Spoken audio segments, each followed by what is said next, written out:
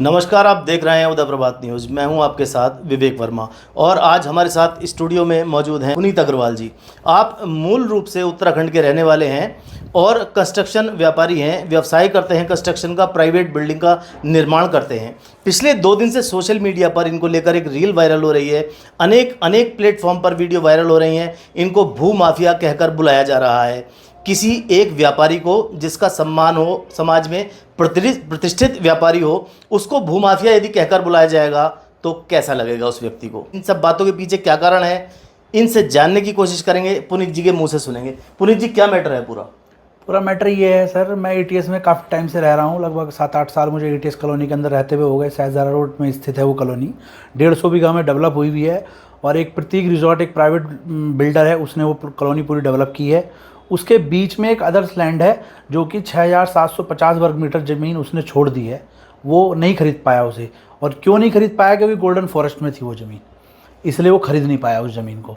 और कुछ पारिवारिक उसमें कलेश था, विवाद था, जो वो नहीं खरीद पाया। उस पारिवारिक कलेश को मैंने किसी तरीके से ख़त्म करा। जिसको जितने पैसे चाहिए थे उसको दे के मैंने विक्रय पत्र कराए। 2019 में मैं स्वामित्व बन गया उस ज़मीन का। अब सारी ज़मीन कुछ मेरे नाम है, कुछ रजिस्टर्ड एग्रीमेंट में मेरे नाम है। और जो ज़मीन एटीएस ने जिस जगह पर छोड़ी है उस जगह पर सजरे के हिसाब से उसकी सारी भुजाएं डिफरेंट कर दी हैं। अब जो ज़मीन गोल्डन फॉरेस्ट में थी वो 2019 में ग्राम सभा में आवंटित हो गई। ठीक है। अब जब ग्राम सभा में आवंटित हो गई तो अब नगर निगम में आ गई, नगर निगम के क्षेत्र में आ गई। नगर निगम उस ज़मीन को जब अपना कब्जा लेने आया तो उसकी सारी भुजाएं, तीनों चारों भुजाएं सारी डिफरेंट हैं। सजरे के हिसाब से वो ज़मीन नहीं छोड़ी गई। अब जब सजरे के हिसाब से नहीं छोड़ी गई तो प्रतीक रिजॉर्ट को फ़ायदा पहुंचाने के लिए, जो एटीएस कॉलोनी है, उस बिल्डर को फ़ायदा पहुंचाने के लिए आरडब्ल्यू अध्यक्ष अजय सिंह और जो वहाँ पर कार्यरत हैं कई सारे लोग एटीएस प्राइवेट लिमिटेड कंपनी के, वो सब लोग मेरे घर को डैमेज करने के लिए सिर्फ मेरी जो 1/2 भुजा नगर निगम की ज़मीन से, सिर्फ एक भुजा में से भी आधी भुजा मेरी घर से लगती है, उसको ही डैमेज करना चाहते हैं। देखिए, कारण क्या है। एटीएस जो एक रेजिडेंशियल सोसाइटी है, आज वहाँ ज़मीन के रेट आसमान को छू रहे हैं। काफ़ी लोगों की नज़र है उस ज़मीन पर। मामला कहीं ना कहीं ये इस मामले से पूरा जुड़ा दिखाई देता है। इस सब मामले को लेकर हमने पटवारी कानून को संजय सैनी से बात की। संजय सैनी ने हमें बताया कि उन्होंने मौका मुआयना किया। सजरे में जो ज़मीन है मौके पर उसके हिसाब से एटीएस ने नक्शा थोड़ा चेंज किया है, भुजाएं बदल दी हैं। थोड़ा नहीं सर, सारा ही चेंज कर दिया है, टोटली चेंज कर दिया है। 120 मीटर की जगह वो 80 मीटर में भुजा छोड़ दी है।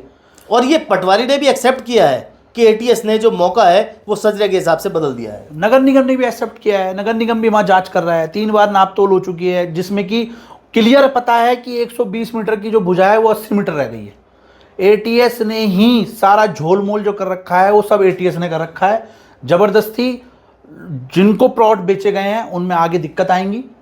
45 नंबर प्लॉट है, 46 नंबर प्लॉट में तो घर बन चुका है, 47 नंबर प्लॉट है, सब घर 25 और 26 खसरे नंबर से लगते हुए, जो कि नगर निगम की है। उसकी भुजा नापी जाएगी, वो प्लॉट ही डैमेज हो जाएगा पूरा। तो ये सब जितना भी जो भी घपला करा हुआ है पूरी ज़मीन में, वो एटीएस प्राइवेट लिमिटेड बिल्डर के द्वारा करा गया है। देखिए, एटीएस बिल्डर एक प्रतिष्ठित बिल्डर हैं और कई राज्यों में उनका कंस्ट्रक्शन का काम है और बड़ा नाम है। यदि उनके द्वारा इस प्रकार का कृत्य किया जा रहा है तो बहुत ही अशोभनीय, अनिंदनीय है। बाकी आगे जांच का विषय है कि इसमें नगर निगम और संबंधित विभाग क्या कार्रवाई करता है। पुनीत जी बहुत आहत हैं इस बात को लेकर। इनको भूमाफिया कहकर सोशल मीडिया पर बुलाया जा रहा है। इसको लेकर परिवार में पीड़ा है। इनके बच्चे का भी वीडियो सोशल मीडिया पर आया है, मेरे पापा को भूमाफिया मत कहिए। क्या कहेंगे पुनीत जी? मैं तो सर यही कहना चाहूँगा, मुझे भूमाफिया कहा जा रहा है। मुझे ये कहा जा रहा है कि मैं उत्तराखंड का मूल निवासी नहीं हूँ। मूल निवासी की यहाँ नहीं चलेगी। अनूप जो एक एटीएस में रहता है वो ये कह रहा है कि यहाँ पर सिर्फ मूल निवासी की ही चलेगी। अरे मैं तो उनसे ये कहना चाहता हूँ कि मेरे फादर प्रयाग फार्म के पैदाइश हैं, मेरे दादा किच्छा के पैदाइश हैं, किच्छा में हमारा घर है, रामनगर की मेरी मम्मी है, मेरे बच्चे देहरादून में पैदा हुए हैं, मैं कालागढ़ क्षेत्र से पैदा हुआ हूँ। मैं और कैसा मूल निवासी बताऊँ अपने आप को? क्या सोच है इस सब के पीछे? ये जो करने का सिस्टम है एक नया चल गया है बिल्कुल, कि मूल निवास, उसमें मैं ना तो कुछ कभी कहना चाहता हूँ ना मैं कहूँगा। मैं आदमी को आदमी समझता हूँ, उससे ज़्यादा कुछ नहीं समझता। मैं सबको एक ही समान रखता हूँ। मुझे किसी तरीके की कोई भी पीड़ा ना तो पहाड़ वाले लोगों से है, ना मैदान के लोगों से है, ना किसी क्षेत्र के, ना किसी जाति के, मुझे किसी से कोई दिक्कत नहीं है। मगर मुझे यदि कोई गुंडा कहेगा मेरे घर में रंडियाँ नाचती हैं, मेरे घर में शराब पी जाती है, ये अजय सिंह और अनूप जो मेरे ऊपर आरोप लगा रहे हैं, ये पुलिस प्रशासन इनके खिलाफ बिल्कुल एक्शन ले, सख्त से एक्शन ले। इन्होंने सारे सोशल मीडिया में ये कहा है कि मेरे घर में रंडी नाचती हैं, और सारे सोशल मीडिया में इन्होंने ये कहा है कि मेरे घर पे शराब पी जाती है, तरह तरह की लड़की आती हैं। अजय सिंह और डीके सिंह और ये अनूप, ये जो बिल्कुल मुझे बदनाम करने के लिए कह रहे हैं। मेरा बच्चा बीमार हो चुका, अब उसको मैं क्या करूं? मैं तो पुलिस से ही मदद मांगूंगा कि इनके खिलाफ कार्रवाई हो, सख्त से सख्त कार्रवाई हो। सरकार देखें, धामी जी देखें, मैं सीएम साहब से भी ये रिक्वेस्ट करूंगा कि इनके खिलाफ सख्त कार्रवाई हो।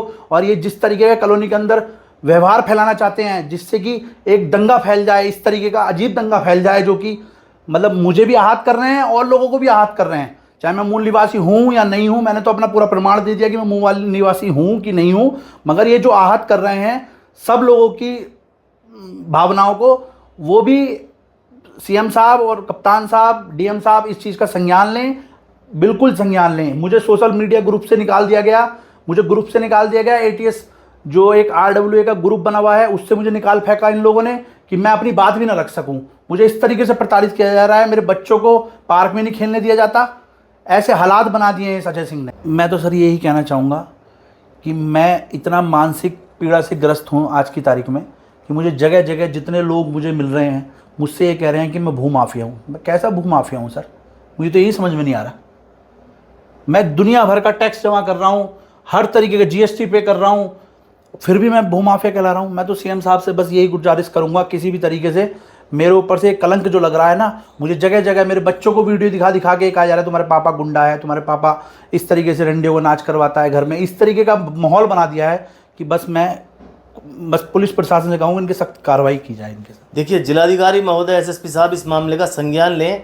इस तरह के पहले भी कई मामले हो चुके हैं कि सामाजिक उत्पीड़न से तंग आकर व्यक्तियों ने गलत कदम उठाए हैं। इस प्रकार का कोई गलत कदम मुझे कोई दिक्कत हो जाए, मैं वैसी BP का मरीज आदमी हूँ, यदि मुझे कोई दिक्कत हो जाएगी मेरे बच्चों को क्या होगा?